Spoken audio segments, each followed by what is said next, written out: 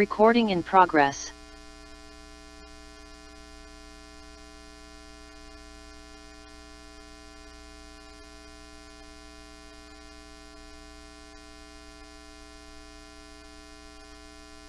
Rita Tineo es traductora pública de inglés y en la Facultad de Derecho de la Universidad de Buenos Aires dirige el Departamento de Idiomas desde 2009. Además, capacita en oratoria especialmente a los grupos de alumnos que participan en competencias internacionales, y ella tiene varios trabajos tanto en congresos como en publicaciones que tienen que ver con esta cuestión del lenguaje claro. Rita, te escuchamos. Bueno, muchas gracias. Espero que el sonido sea bueno, yo los escucho muy bien. Ante todo, buenas tardes, y va mi agradecimiento tanto a la Sociedad Peruana de Derecho Internacional como a la doctora María Blanca Nuttaquela, que no solo es titular de la Cátedra de Derecho Internacional Privado, sino que también es miembro de la ADI, por invitarme a participar dentro del marco de este debate de lo que hay alrededor de la enseñanza y aprendizaje del derecho, que podemos empezar a mirar como para generar algún tipo de innovación y resolver problemas que ya tienen bastante tiempo, que son normalmente problemas lingüísticos. Yo me refiero específicamente a los problemas lingüísticos. Y en lo que hace a la actividad académica, cuando la aplicamos en el área de mi especialización, en el derecho internacional, sea público o privado, la temática que siempre surge es la utilización del lenguaje, que se aborda teniendo en cuenta los entornos plurilingüísticos en los que tanto los docentes como los alumnos deben desenvolverse, no solo para desarrollarse profesionalmente, sino para concluir satisfactoriamente una práctica de competencia, dado que la participación en competencias académicas tiende a consolidar un conocimiento porque integra la teoría y la práctica de una manera proactiva, y eso es muy positivo para la nueva generación de alumnos, futuros abogados que estamos formando. Por eso, tanto en las clases como en los entrenamientos que nosotros hacemos en competencias internacionales, incluimos formación en estrategias y técnicas para lograr una escritura eficiente. Y en ese sentido, como el Departamento de Idiomas tiene a su cargo el desarrollo de programas de comprensión lectora en lengua extranjera, colabora en la capacitación lingüística para que los alumnos alcancen, primero, un nivel de comprensión interpretativa, es decir, un nivel de comprensión que pase de lo literal, trascienda la literalidad y vaya a la interpretación del significado, y a su vez a la interpretación crítica, sea que estemos trabajando en la lengua materna como en las lenguas extranjeras, porque esto permite lograr un nivel superior de eficiencia en lo que serían las producciones escritas. Esto lo desarrollamos teniendo en cuenta las necesidades planteadas por los alumnos, planteadas por los graduados y planteadas por los docentes mismos, y quedó plasmada, y me voy a referir a ello, en una reunión anual, la del año 2017 de la ADI en Mendoza, en la que fui relatora de la sección Documentación, Metodología y Enseñanza del Derecho Internacional, y publicó las siguientes conclusiones. Me permito remitirme a ellas, porque son conclusiones del 2017 que las estamos consolidando en la práctica, por lo menos en la universidad. Resaltar la importancia, una de las conclusiones, de la utilización de un lenguaje claro y preciso en el ámbito jurídico, cosa que estaría haciendo falta. Posibilitar una expresión clara, coherente y cohesiva despojada de artificios, con una prosa precisa.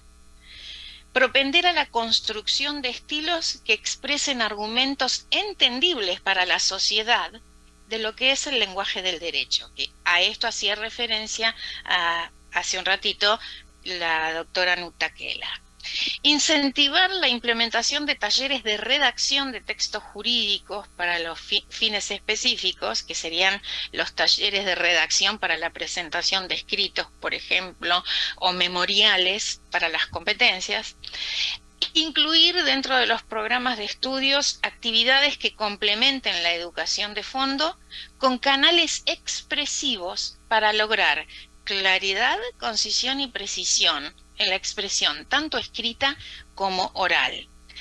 Reconocer los beneficios de la realización de actividades en los distintos tipos de prosa que se utiliza en la redacción jurídica, llámese prosa prescriptiva en el caso de las leyes, descriptiva también, y argumentativa en el caso de los decisorios de los fallos. Y reconocer que hay una necesidad de analizar los beneficios de la utilización de un lenguaje llano en entornos plurilingües. ¿Por qué? Porque yo creo que comprobadamente allana caminos hacia la comprensión, porque se da un fenómeno bastante atípico, que es toda la escritura jurídica tiene casi las mismas características en inglés, en francés, en italiano, en portugués y en español. Con lo cual compartimos problemas y soluciones.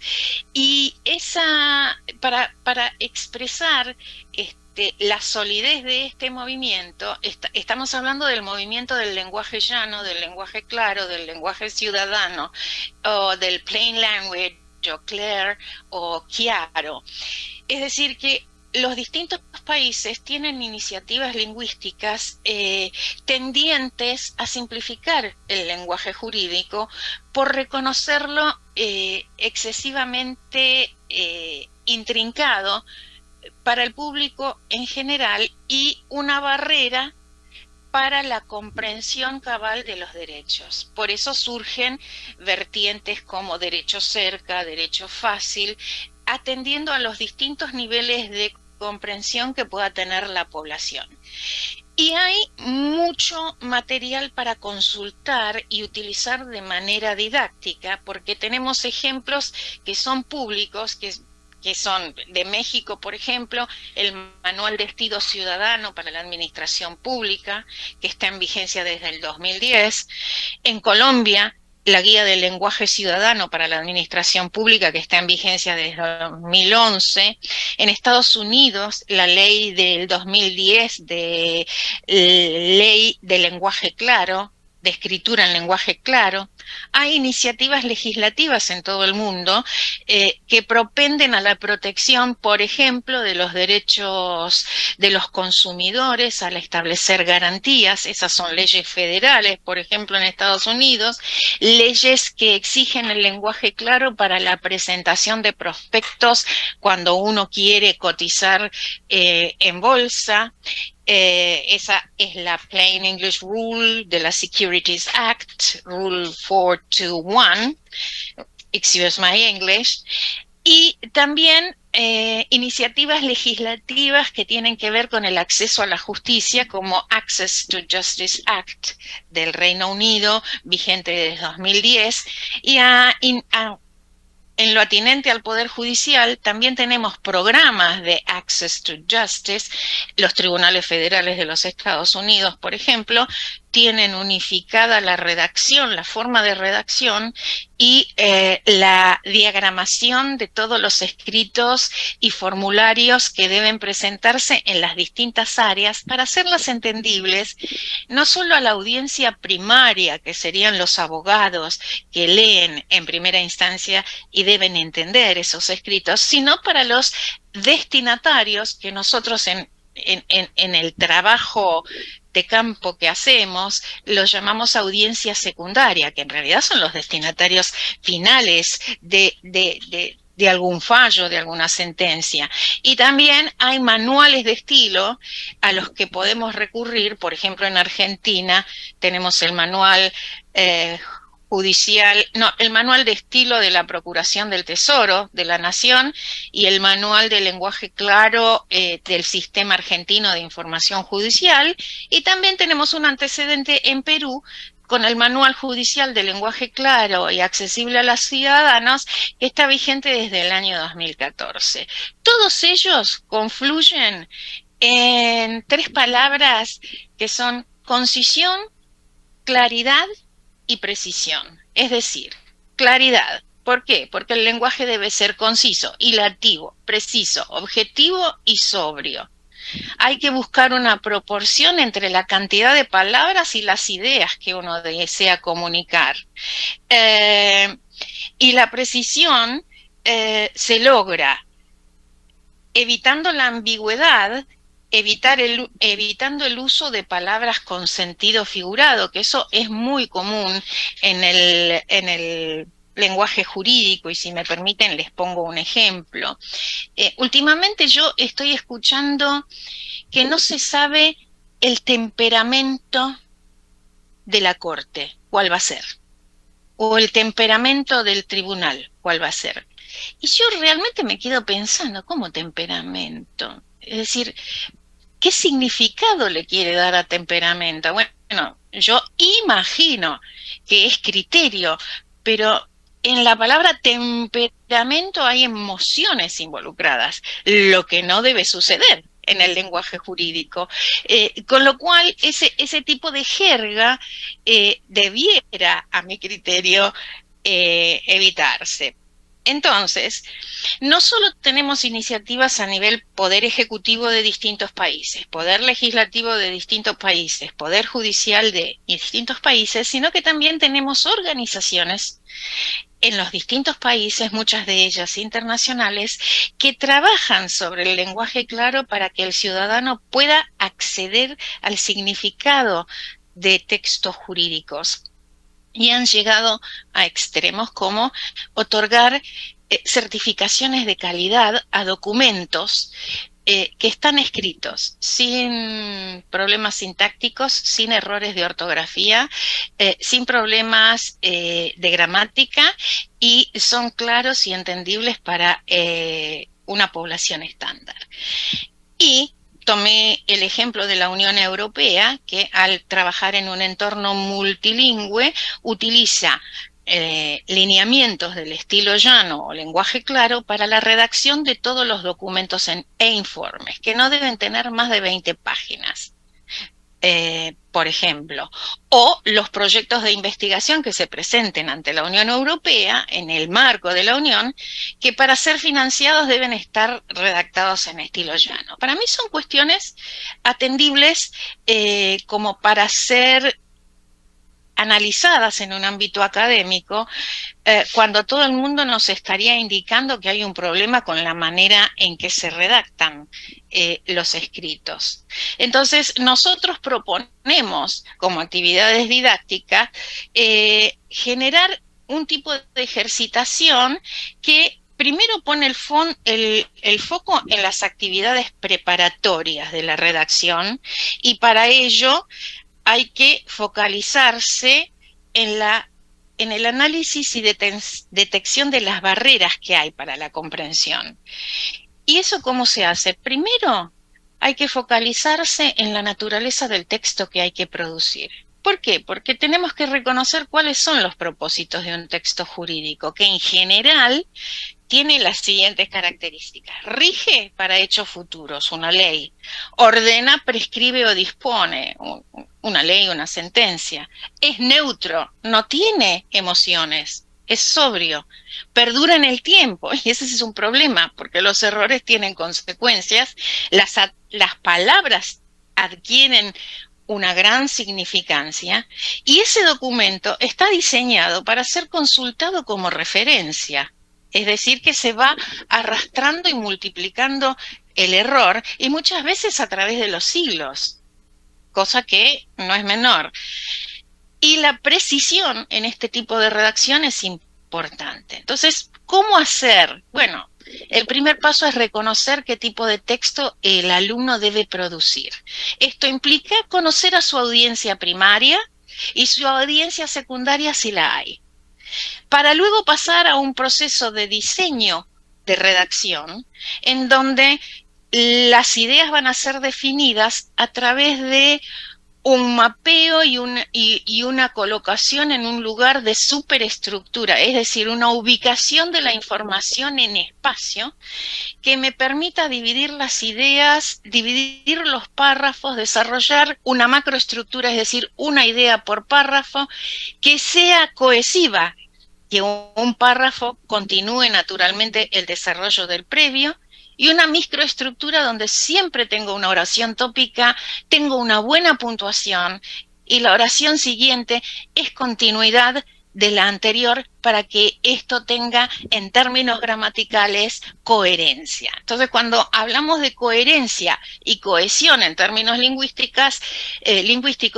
hablamos de coherencia, es decir, yo puedo poner una oración detrás de la otra, pero la segunda tiene que tener relación con la primera para que haga un sentido todo. Y el segundo párrafo tiene que tener algún tipo de relación con el primero. Eso va de suyo, pero no sé por qué misterio de la naturaleza muchas veces no lo logran los alumnos. Entonces, definiendo la idea de un lingüista o la neerlandés, de superestructura, macroestructura y microestructura, se depura contenido. Es decir, se elimina lo irrelevante o se agregan detalles necesarios. Se organizan mejor las ideas, se simplifican las oraciones porque ya es difícil encontrar oraciones de 78 palabras con 5 comas sin un punto, porque eso es reconocido como uno de los mayores peligros, dado que la oración, al tener solo comas, nos deja dos posibilidades.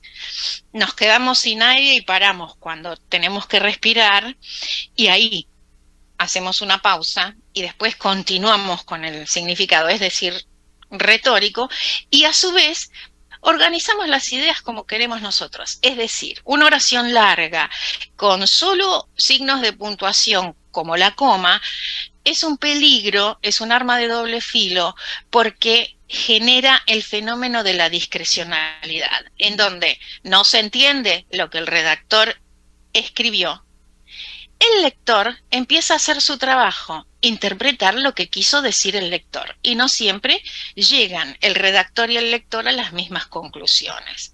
Entonces, para eso trabajamos con párrafos que encontramos en modelos que buscamos específicamente, en donde hay párrafos excesivamente extensos, hay empleo de terminología arcaica, hay una complejidad sintáctica innecesaria, que es todo lo contrario de lo que pide el lenguaje claro. Oraciones cortas, signos de puntuación pertinentes y precisos, evitar las nominalizaciones, es decir, en lugar de decir prestar atención, atender, es decir, en lugar de usar frases nominales, utilizar las formas verbales,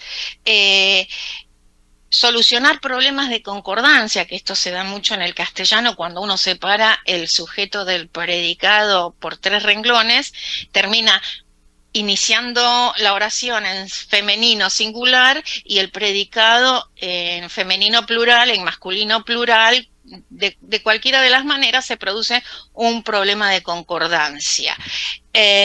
Y hay que evitar la redundancia expresiva léxica, que sería, por ejemplo, repetir nuevamente, en mi opinión personal.